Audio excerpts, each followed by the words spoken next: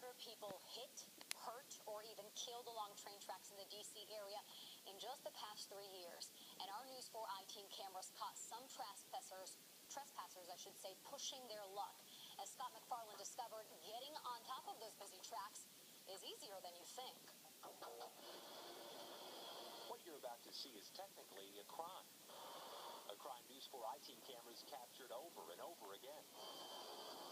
Since September 2011, at least 107 people in Virginia, Maryland, and D.C. have been hurt or killed doing this, trespassing, walking on the tracks, including along these CSX tracks in Prince George's County. The train tracks are the fastest way to get from point A to point B. On foot. On foot. By far. It's much shorter. Walter Gaffney of Glen Burnie knows the risk it brings. His daughter, Mary, She literally was pinned to the front of the train. was hit and killed by a CSX train while walking on the tracks here, just north of the Riverdale Mark Station in 2012.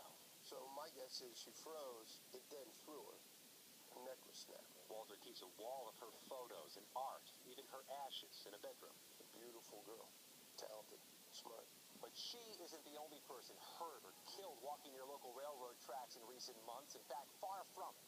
We're in Beltsville, near Route 1, and look at this. The bushes give way near the tracks. So many people have crossed through here, there's a bit of an informal walking path to the tracks. So we deployed News 4 I-team cameras around the area to see if people would cross.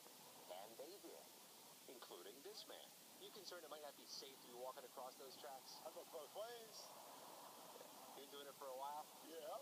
And he didn't just walk over the tracks. He drove here from out of town. He parked his truck on one side and climbed over the tracks to shop at an auto parts store on the other. He said it was easier than driving through traffic.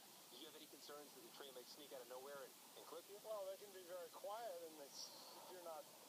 I have a 30% hearing loss, so I look both ways. Within 5 minutes of arriving, our cameras spotted trespassers climbing the tracks in Riverdale, just feet from where Mary Gaffney had died, and in Hyattsville, near where an elderly woman was hit in 2011.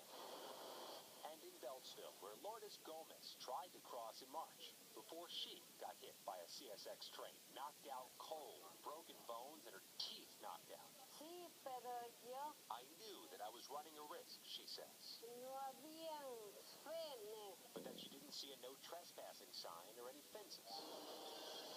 Our I-team cameras and crews didn't see any trespassing signs either at any of the 3 locations, nor any fencing to block would-be track climbers. So we asked CSX why, and the agency declined multiple requests for an on-camera interview, instead issuing a series of written statements saying, "We do install signs and placards along the right-of-way when possible, but these fixtures are frequently vandalized. The most effective means of combating trespassing is through education and awareness campaigns, including public service announcements they fund. See tracks, think train." CSX has its own police force, patrols the tracks, and has come in contact with 150 trespassers in Prince George's County and D.C. alone this year, and in most cases, turned those people away. In some cases, arrested them. I say good morning to her every day. Walter Gaffney worries far more, like his daughter, are still making it on the tracks anyhow. Scott McFarland, News 4 I-team. A News 4 I-team review of Federal Railroad Administration incident reports found the number of people hit and injured by trains in Maryland and Virginia is down slightly in the past year, but the number of deaths and injuries nationwide is rising. This story started with a tip. If you have something for the